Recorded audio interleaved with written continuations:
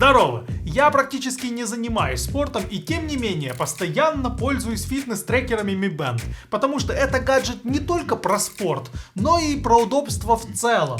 Он решает очень много проблем. К сожалению, первых 3 поколения Mi Band у меня не сохранились. Но зато у моей жены сейчас Mi Band 4 версия с NFC. Просто потому что на данный момент это единственный фитнес-трекер, которым можно оплачивать покупки в магазине. А вот я, например, до недавнего времени пользовался Mi Band 5. Да, с его помощью нельзя оплачивать покупки, по крайней мере на момент записи этого видео. Но мне вполне хватает того NFC, который в смартфоне. Поэтому не скажу, что испытываю какой-то дискомфорт. А сегодня я расскажу все, что нужно знать о новом фитнес-трекере Xiaomi Mi Band 6. От начала и до конца. Как выгодно купить и стоит ли его покупать вообще? Как настроить?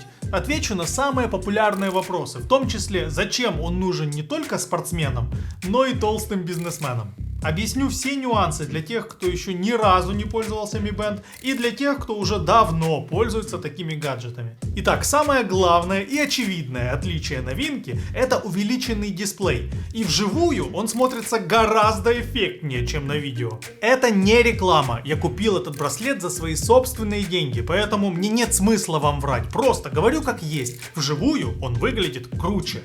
Другое дело, много ли в этом практической пользы? По факту пропорции дисплея остались примерно такими же, как и раньше, поэтому изображение на экране просто увеличилось. В том числе увеличился шрифт уведомлений, но длина текста осталась примерно такой же, как и раньше. Да, кстати, важный момент.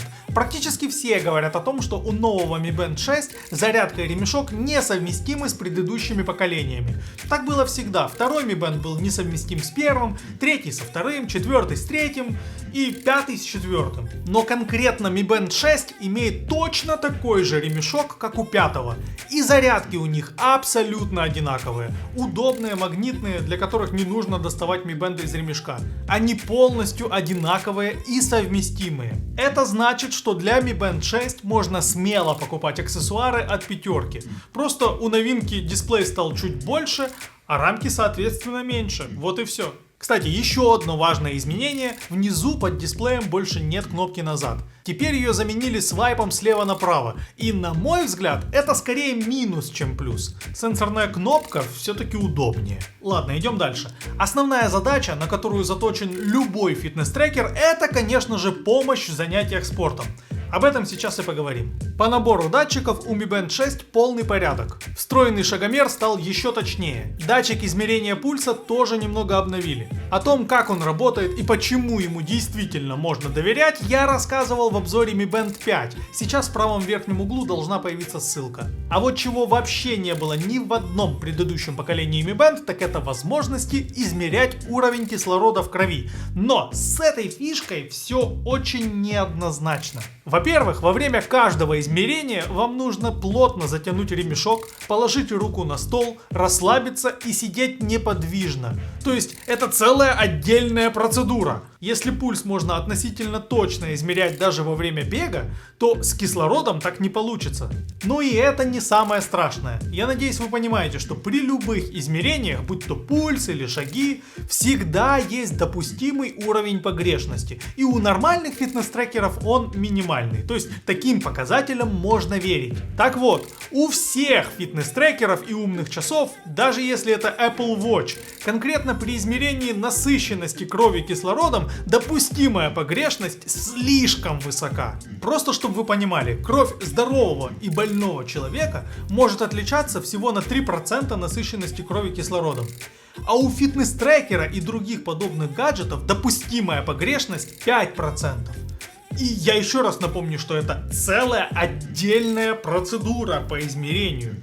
То есть возникает вопрос, ну и нахер оно тогда надо?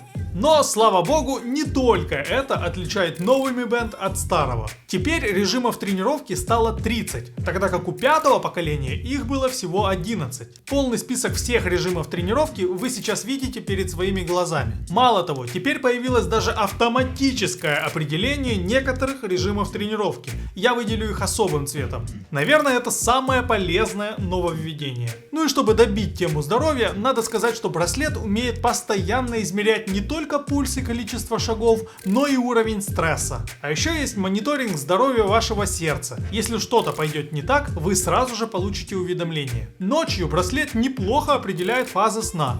Еще появилась функция слежения за дыханием во сне, мало ли, вдруг вам это важно. Но если что, все это можно отключать в настройках. Совсем другой вопрос, если вы такой же лентяй, как и я, стимулирует ли Mi Band заниматься спортом? Да ни хера.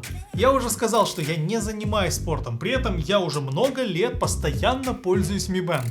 Наверное, многим интересно узнать, зачем? Во-первых, чтобы быстро читать самые важные уведомления, не доставая смартфон. Причем я настроил так, чтобы на Mi Band приходили только действительно важные уведомления, а не все подряд. Это удобно. А еще мой смартфон всегда находится в беззвучном режиме, и при этом я не пропускаю ни одного звонка. Просто зачем мне терпеть громкий рингтон, если обо всех входящих вызовах мне сообщает Mi Band? То же самое и с будильником. Мне не обязательно будить всю свою родню, а заодно и соседей громкой сиреной. Mi Band очень тихо разбудит меня за руку точно в назначенное время. Причем только меня и больше никого. Ну и еще одна очень крутая функция. Это автоматическая разблокировка смартфона, если рядом есть мой Mi Band. То есть, когда ваш смартфон находится у вас в руках, то для его разблокировки даже не обязательно прикладывать палец, вводить пароль или сканировать лицо. Но если расстояние от смартфона до браслета будет больше 1 метра, то есть смартфон окажется в руках у другого человека, то быстрая разблокировка уже работать не будет. Мне кажется, это супер удобно, но работает только с Android смартфонами. По автономности Xiaomi, как всегда, заявили, что здесь все просто замечательно, хотя на самом деле от полного заряда Mi Band 6 работает от 5 до 7 дней,